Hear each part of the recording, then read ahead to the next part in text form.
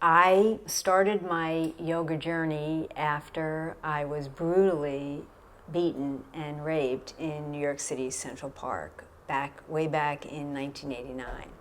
I went out for a run after work. I was a compulsive runner, and that night was a horrible night in the park. There were over 30 teenagers in the park, and I was bound, gagged, beaten, and left for dead.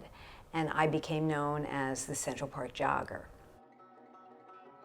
From that beating, I suffered a traumatic brain injury that left me with extensive, physical and cognitive dysfunction. So I couldn't walk, I really couldn't think or speak clearly. Everything had been taken away from me.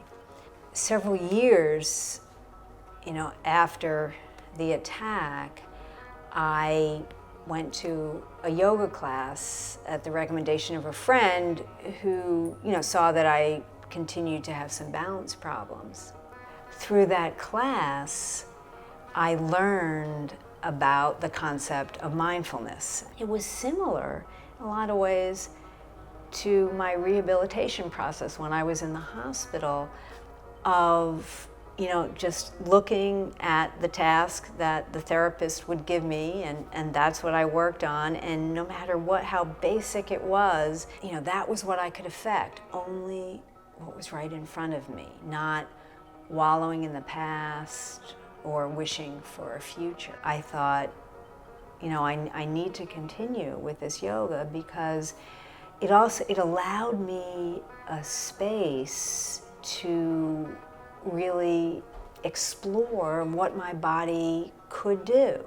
And it was okay in discovering what some of the struggles were. If I become anxious about something, I stop, take those deep breaths, feel more centered, and say, what can I do right now to improve the situation? Because I know that the only place we can change to the future is right here in the present moment.